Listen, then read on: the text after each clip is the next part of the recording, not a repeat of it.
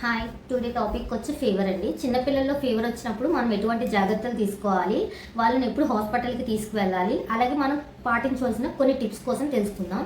జనరల్గా ఫీవర్ అనేది అందరికి వస్తూ ఉంటుంది. అందులో మెయిన్లీ పిల్లలకి వచ్చేసరికి పేరెంట్స్ అనేది పానిక్ అవుతూ ఉంటారనమాట. మనకి ఏదొచ్చినా మనం చెప్పగలం, కానీ పిల్లలకి ఏదొస్తే వాళ్ళు చెప్పలేరు. నెక్స్ట్ వచ్చి వాళ్ళు చాలా సిక్ అయిపోతూ ఉంటారు, కాబట్టి మనకి కూడా కొంచెం టెన్షన్గా ఉంటుంది. అటువంటిప్పుడు ఏం చేయాలంటే, నార్మల్గా ఫీవర్ అనేది నోటీస్ అయితే ఎంత ఫీవర్ వచ్చింది అనేది మనం తెలుసుకోవడానికి ముందుగా మనం థర్మామీటర్ అనేది యూజ్ చేయాలి.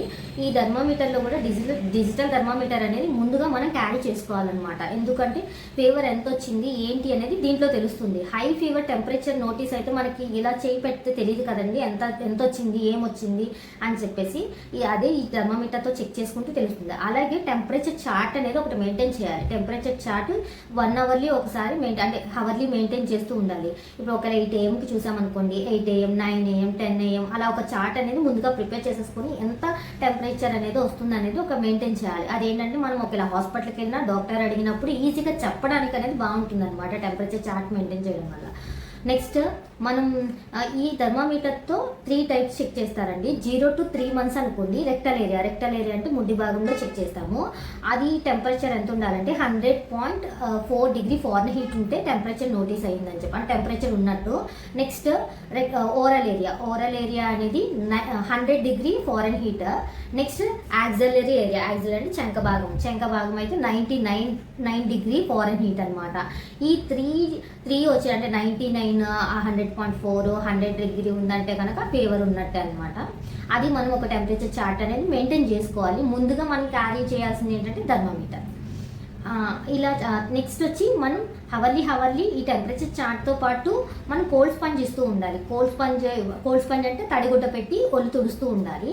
ఎక్కువగా టెంపరేచర్ ఎక్కడ ఉంటుంది అంటే నుదిటి భాగంలో, నెక్స్ట్ వచ్చి చెంక భాగంలో, ఆ తర్వాత గ్రాయిన్ రీజెస్ గజ్జల దగ్గర టెంపరేచర్ ఎక్కువ ఉంటుంది, కాబట్టి ఆ ఏరియాల్లో ఎక్కువగా తుడుస్తూ ఉండాలి. నెక్స్ట్ వచ్చి తడిగుడ్డ అనేది ఒకవేళ పిల్లలు ఉంచుకుంటే కనుక ఫోర్ హెడ్ మీద పెట్టేసి, లేదా చెంక భాగంలో పెట్టేసి ఉంచవచ్చు. లేదు పిల్లలు ఇరిటబుల్గా ఫీల్ అవుతున్నారు అనుకుంటే మాత్రం జస్ట్ తుడుచుకొని తీసేయచ్చు. అలా మనం ఈ టెంపరేచర్ అనేది ఎంత ఉంది, ఎలా కంట్రోల్ చేయాలనేది ముందుగా ఇంట్లో చేయాల్సింది అయితే ఇదనమాట. నెక్స్ట్ పిల్లలకి ఫీవర్ వచ్చినప్పుడు డిహైడ్రేట్ అవుతూ ఉంటారు. వాళ్ళకి ఎక్కువ ఫ్లూయిడ్స్ ఇవ్వాలి. చిన్నపిల్లలు అనుకోండి పాలు ఇస్తూ ఉండాలి. నెక్స్ట్ పెద్దవాళ్ళైతే పాలు, జ్యూస్ అలా ఏదో ఒకటి ఇస్తూ ఫ్లూయిడ్స్ అనేది ఇస్తూ ఉండాలి, ఎందుకంటే డిహైడ్రేట్ అయిపోతారు. నెక్స్ట్ ఫీవర్తో పాటు కొంతమంది పిల్లలకి డయేరియా, వామిటింగ్ కూడా ఉంటుంది. మోషన్స్ అని, వామిటింగ్ అని ఏదో ఒకటి ఉంటుంది. అటువంటప్పుడు వెంటనే మనం హాస్పిటల్కి తీసుకెళ్ళిపోవాలి. అది మనం ఇంట్లో ట్రీట్ చేద్దాం అనుకుంటాం, కానీ అంత ఈజీగా ట్రీట్ అవ్వదండి. అందుకని హాస్పిటల్ తీసుకెళ్తే డాక్టర్ ఏంటంటే వాళ్ళ కండిషన్ బట్టి వాళ్ళ డిహైడ్రేట్ అయ్యారా లేకపోతే ఏంటి అని చెప్పేసి వాళ్ళకి ఫ్లూయిడ్స్ ఇవ్వాలా, లేక ఏం చేయాలి అని చెప్పేసి వాళ్ళు ఫాలో అవుతారు. కాబట్టి అలా 3 నెలలు తర్వాత పిల్లలకి ఎక్కువ డైపర్ వేయడం వల్ల ర్యాష్ అనేది వస్తూ ఉంటుంది. ఆ ర్యాష్ వల్ల కూడా ఇన్ఫెక్షన్ అయ్యి అప్పుడు కూడా మనకి ఫీవర్ వచ్చే ఛాన్స్ ఉంటుంది. బట్ అప్పుడు ఏంటంటే డైపర్ వేసినప్పుడు కంపల్సరీ ఒక మాయిశ్చరైజర్ అనేది కంపల్సరీ అప్లై చేయాలి. మాయిశ్చరైజర్ కానీ పెట్రోలియం జెల్లీ ఉంటుంది కదా, వాజ్లైన్ కానీ అప్లై చేయడం వల్ల వాళ్ళకి ర్యాష్ ఏదైనా వచ్చే ఛాన్స్ ఉంటే కనుక తగ్గుతుంది అనమాట. ఎప్పుడైనా మోషన్ పాస్ చేసినప్పుడు మోషన్స్ అవుతున్నాయి అనుకోండి, మోషన్స్ అయినప్పుడు కొంచెం ఇన్ఫెక్షన్ అనేది ఇన్ఫెక్షన్ అనేది వస్తుంది అనమాట మోషన్లో.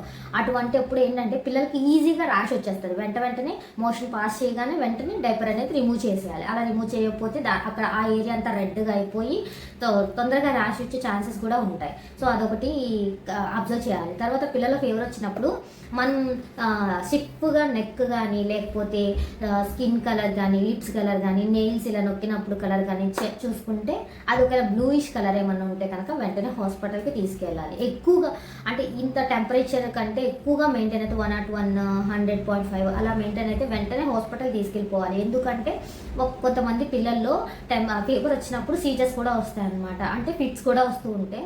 సో అలాంటి ఇది వచ్చే ఛాన్స్ కూడా ఉంటుంది, కాబట్టి మనం వెంటనే నెగ్లెక్ట్ చేయకుండా హాస్పిటల్కి అనేది తీసుకెళ్ళిపోవాలి. డ్రగ్స్ అండి. డ్రగ్స్ మనం ఇంట్లోనే కేర్ తీసుకుంటున్నాం అనుకోండి, వాళ్ళ బాడీ టెంపరేచర్ బట్టి మనం ఏదైనా పిల్లలకి బట్టలు వేస్తాం కదా, ఆ బట్టలు వేసినప్పుడు కొంచెం లూజ్ క్లాత్స్ అనేది వేయాలన్నమాట. ఆ లూజ్ క్లాత్స్ వేసి చిన్న బ్లాంకెట్ అనేది కప్పి ఉంచితే వాళ్ళకి ఏంటంటే చలి వేసే అవకాశం ఉంటుంది కదా, అలాంటివి ఏమన్నా కంట్రోల్ అవుతుంది. అలాగే రూమ్ టెంపరేచర్ అనేది నార్మల్ ఉండాలి, అంటే హీట్గా ఉండకూడదు అని చెప్పి కూల్గా కూడా ఉండకూడదు, మీడియం టెంపరేచర్ అనేది మెయింటైన్ చేయాలి. కొంతమంది ఏసీ ఉంటే కనుక ఏసీ టెంపరేచర్ అనేది ఎక్కువ పెడితే వాళ్ళకి ఇబ్బంది అవుతుంది, కాబట్టి అలా కాకుండా నార్మల్ టెంపరేచర్ అనేది మెయింటైన్ చేయాలి.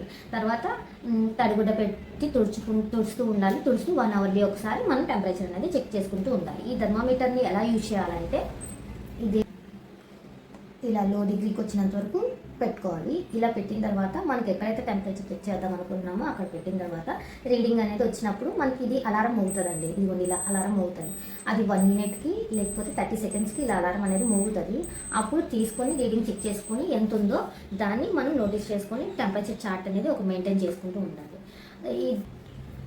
సో ఇదండి మనం ఇంట్లో ఫీవర్ వస్తే పిల్లలకి ఎటువంటి జాగ్రత్తలు తీసుకోవాలి, ఎట్లా మనం కేర్ చేయాలి అనేది ఈ వీడియోలో చెప్పాను. మీకు ఈ వీడియో కనుక నచ్చితే ప్లీజ్ అండి లైక్ చేయండి. అలాగే మీకు ఏం డౌట్ ఉంటే కనుక కామెంట్ చేయండి. Subscribe to my channel. Thank you. Bye.